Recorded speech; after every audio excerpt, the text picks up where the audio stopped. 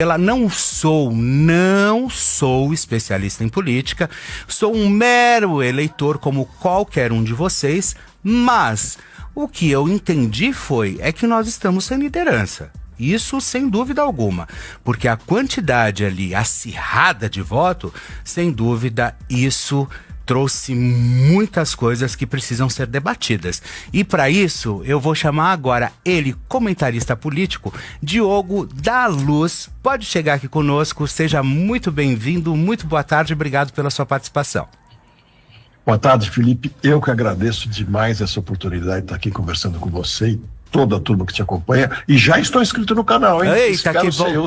Então espero que você leve essa LG aqui de 32 polegadas, tá? Diogo, vamos lá, o que aconteceu nessa eleição?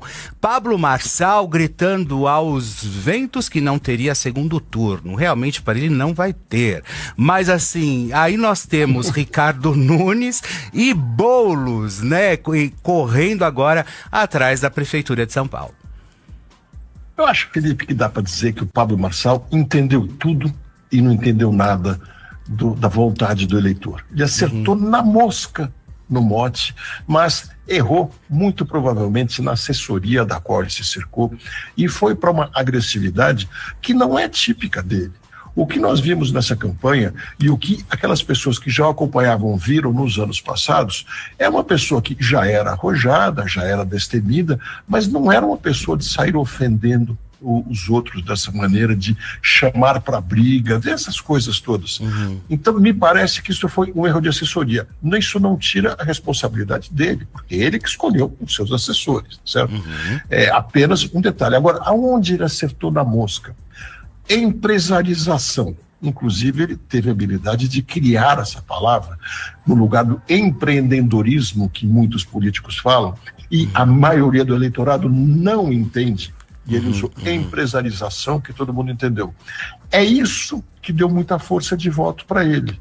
E as brigas chamaram atenção, trouxeram alguns votos, mas não foram o mote principal. Porque já estava muito claro nessa campanha que o eleitor vinha insatisfeito. E se estivesse satisfeito, teria feito como, por exemplo, o Rio de Janeiro com o Eduardo Paes, que ele deu 60% de votos e já resolveu de cara. Estou satisfeito com a administração, por que esperar segundo turno?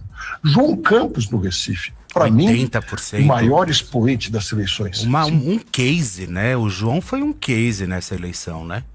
Um case inacreditável, porque ele dança, canta, pinta cabelo, se comunica como se fosse um TikToker apenas, mas ele entrega obras, ele se comunica com a população também sobre realizações feitas, muito mais até do que promessas. Ele está sempre junto das pessoas, está nas ruas, está mostrando o que fez, o que está fazendo, inauguração de escola, e o resultado? O recifense é apaixonado pela administração João Campos, não apenas pela pessoa dele. Provavelmente ele vai muito longe na carreira. Ainda mais que ele é um centro-esquerda, não é aquele centro exagerado que a população parece não querer. Pois é, uma história que eu percebi muito nessa eleição, parece que os extremistas meio que foram, parece que o próprio eleitor, o público, eu acho que ficou um pouco, vamos dizer, de saco cheio dessa história do mimimi. Eu acho que isso tá vindo por água abaixo. Agora, eu acho que o político no geral, Diogo, eu não sei se você tem essa mesma percepção, mas eles estão deixando para trás um público que está vindo com muita força, que é a geração Z, que é essa geração que não fala, que não sabe o que é política. Então, quem é que vai falar para essa geração? Como serão realmente as próximas campanhas para que essa geração realmente tenha interesse em votar? Pois é, quem falou com essa geração, e com outras também, foi João Campos. Um pouco JHC em Maceió, mas não na mesma intensidade. Pablo Marçal falou muito bem com essa geração, porque essa geração, ela sente pouquíssima perspectiva. Ela olha para um lado, olha para o outro e fala, eu quero ser algo um pouco mais do que os meus pais, mas ela não sabe como. Então o Pablo acertou nisso, como o João Campos acerta muito bem. Só que o Pablo errou no outro lado, que você trouxe muitíssimo bem. O público não quer essa polarização mais radicalizada, não quer essa briga, e convenceram o Pablo de que ele devia ser muito mais briguento do que é. E aí, acho que ele errou redondamente. Tanto é que, convenhamos, não fosse aquele documento esdrúxulo, esquisitíssimo da sexta-feira, né? Completamente sem sentido, certamente ele estaria no segundo turno, porque a diferença para o segundo colocado foram 56 mil votos. O que eu escutei de pessoas entre a noite de sexta-feira e a manhã de domingo, que eu ia votar no Pablo Marçal e não vou mais, claro que eu não escutei 56 mil pessoas, mas no meu universo de conversa deu para ver que ali ele perdeu o segundo turno. O que tem um lado muito bom, porque as pessoas entenderam, mostraram o que querem e mostraram o que não querem e encontraram na mesma pessoa as duas coisas. É tão forte a questão da empresarização que o Boulos falou nisso ontem à noite, depois de ver que foi para o segundo turno, só que, no meu entender, ele não pescou a vontade do eleitorado. Que ele falava assim, nós vamos fazer a riqueza chegar até vocês. As pessoas não acreditam mais nisso. Essa foi a diferença. Quando você vai trazer a riqueza, todos prometem trazer o mundo, o paraíso para nós. E o que o Pablo dizia? Eu saí daí e cheguei aqui. Agora eu vou mostrar para vocês como eu fiz e vou abrir espaço para que vocês façam igual. Isso a geração Z entendeu. Isso ela quer. Agora eu acredito assim, ao invés deles prometerem o básico, né? Que seria o essencial realmente, né, para saúde, para moradia, habitação, transporte, enfim. Não, eu acho que também o público cansou dessa história de que você votar ou ter um ser quase sagrado, né? Você tem um passaporte para o céu, vamos dizer assim, né? Eu acho que eles cansaram também, né? Claro, mas esse é um ponto importante. Eu respeito demais a vontade do eleitor, quer dizer, ele tinha que ser muito mais soberano do que é. O que acontece? Todas as eleições vêm essas promessas. Eu vou te dar o mundo, eu vou fazer isso, eu vou fazer aquilo, eu vou te dar isso, vou te dar aquilo. E chega muito pouco. Então, ele não se conecta tanto com essa promessa, que é mais ou menos o que o Boulos está fazendo. Porque, veja, o eleitor paulistano está insatisfeito com o Ricardo Nunes, como nós já falamos, se não teria dado mais voto. Mas ele não está feliz em colocar o Boulos, que ele já conhece, e não lhe parece que seja alternativa revolucionária no sentido de trazer propostas novas. É aquilo que a gente falou. O Boulos diz que vai levar a riqueza. É a mesma coisa que dizer eu vou levar mais Bolsa Família, eu vou levar mais escola, eu vou levar mais isso. Mas aquilo você tem que falar, é mais um que fala. Né? Então, o que os políticos precisam fazer é deixar de lado o preconceito, compreender que o Pablo Marçal trouxe uma novidade, trouxe coisas muito ruins, sem dúvida, mas trouxe uma novidade. E o político que souber captar isso sem os vícios do Marçal terá mais espaço. Insisto, João Campos é mais ou menos isso. E temos aí também, né, guardadas as devidas proporções, o próprio Jair Bolsonaro, que foi eleito apenas fazendo campanha pela internet, né?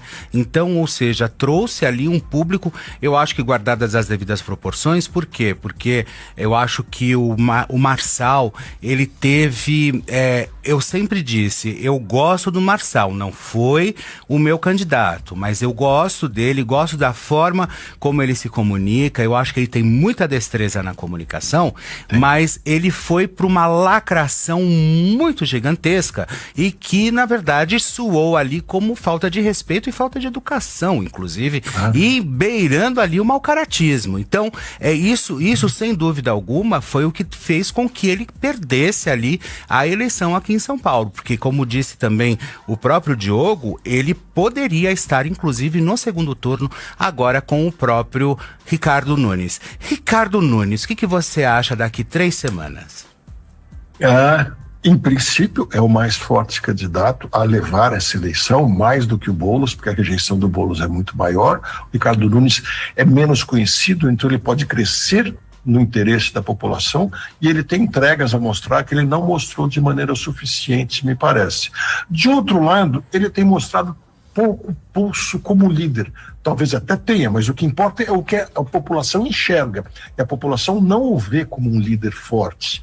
Isso pode atrapalhar. E, em segundo lugar, sempre, quem está na cadeira tem a vidraça. tem o risco de que sempre apareça um escândalo que nenhum de nós conhece e assuste todo mundo. E ele precisa, com urgência, resolver o problema daquele boletim de ocorrência que a Regina registrou, sim, na delegacia. O que me parece, até onde entendi, foi um momento de desentendimento intenso do casal e num momento de uma cabeça mais quente, ela foi lá e registrou o boletim de ocorrência.